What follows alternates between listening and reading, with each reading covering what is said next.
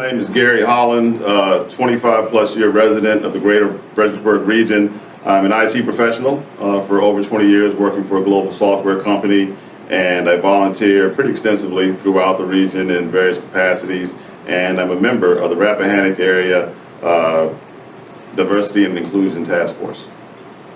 People oftentimes, when you think about Valentine's Day, as an example, someone may say, what does Valentine's Day mean to you? And people often will say, well, you should show love year-round, not just, in the middle of February. And I hear people say the same thing about Black History Month as well. They'll say, well, why limit celebration of Black history to the shortest month in the year? And I hear that, and I understand that. But for me, it's always been important because I view the month literally. It's Black History Month. It's not African American History Month. So throughout my wife and I's time, we've raised 5 children. We've done it as best we can year-round, but especially in February, to talk about Black history, history in Africa, history in different parts of the world where Black people or people of African descent have achieved various things, have broken barriers, etc. So I think it's very important, but I think it's important to expand it beyond African American History Month, which we tend to do with the discussions about Martin Luther King and slavery and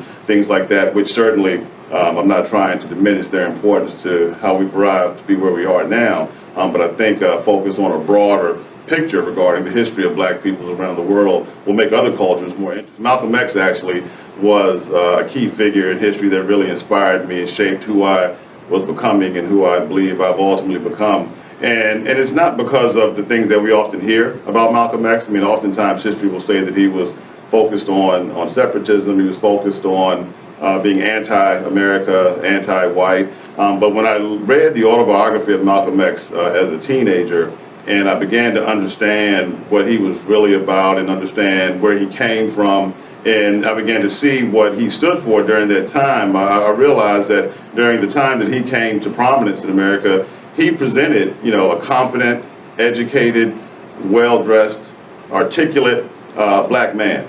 And we needed that in the United States at that time because of the various things that were going on in the 60s. The Nation of Islam, I'm a Christian, but the Nation of Islam represented that as well for Black men, and he was at the forefront of that. So I always drew a lot from him in terms of how he presented himself with confidence and surety, and he had an edge to his position, he had an edge to who he was, and I drew a lot from that. But most importantly, when he took a stand against Elijah Muhammad, knowing that by doing that he would be kicked out of the Nation of Islam and have enemies that would threaten his life, he stood for what he believed, and he stood on his values, his integrity, even though it resulted in him being separated from the Nation of Islam, which helped him so much, in which he grew to power being part of the Nation of Islam. So the fact that he really held on to his integrity and his values inspired me. And the second half of my life, I won't make it too easy, but Barack Obama has definitely inspired me by showing me what's possible if we commit ourselves and focus and work hard.